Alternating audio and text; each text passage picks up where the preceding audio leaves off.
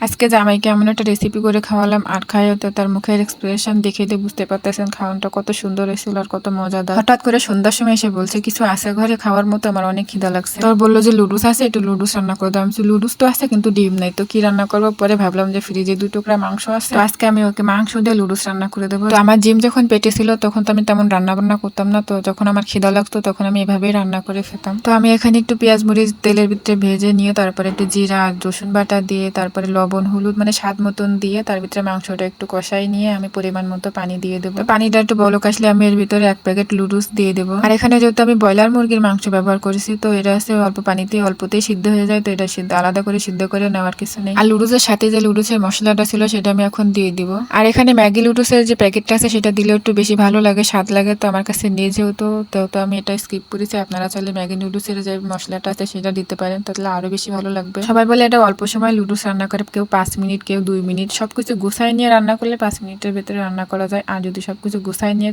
না করেন তাহলে তো আরো বেশি সময় লাগবে। তো আমি ওকে 5 মিনিটের কথা বলে আধা ঘন্টার মতন বসাই রাখছিলাম, যেহেতু ফ্রিজ থেকে মাংস বার করে তারপরে লুডুসটা রান্না করছি। তো লুডুসটা নামানোর আগে আমি 1 টেবিল চামচ টমেটো সস দিয়ে ভালো করে মাখায় নামাই নেব। একটু পানি পানি থাকা অবস্থায় নামাবো, কিন্তু এটা নামানোর পরে আরো টেনে যাবে, তো তখন আরো মানে শুকনো হয়ে যাবে। তো এভাবে এখন আমি নামাই নেবো চুলার পর। লুডুসটা দেখতে কি সুন্দর আর লোভনীয় লাগতেছিল, আর খেতেও কিন্তু খুব দারুণ হয়েছিল। আপনারা বাসায় ট্রাই করতে পারেন এভাবে। তো জিমের আব্বুকে একবার দেওয়ার পরে তো বারবার আমার এই লুডুসের কথাই বলে যে তুমি আবার এভাবে রান্না করে দাও। কোনো সিদ্ধ করা ছাড়াই বা এভাবেই সহজে খুব অল্প সময়ের মধ্যে সহজেই রান্না করা যায় যদি আপনার সবকিছু রেডি করা থাকে। তাহলে আমি জিমকে এভাবে মাঝে মধ্যে রান্না করে দিই, জিমও অনেক পছন্দ করে এভাবে খেতে। দেখতে যেমন সুন্দর, খেতেও কিন্তু অনেক ভালো। তো আমার জামাই গরম গরমই খাচ্ছিল, যেহেতু তারা আছে, তো আমি অনেকক্ষণ ওকে বসায় রাখছিলাম। তোর মুখের এক্সপ্রেশন দেখে আপনি বুঝতে পারতেছেন যে কতটা মজাদার হয়েছিল খাইতে। আমার কষ্টটাই সার্থক, যেহেতু আমার রান্না করে খাবার জামাই খেয়ে অনেক পছন্দ করছে। তো আজকে ভিডিওটা এই পর্যন্ত, সবাই ভালো থাকবেন।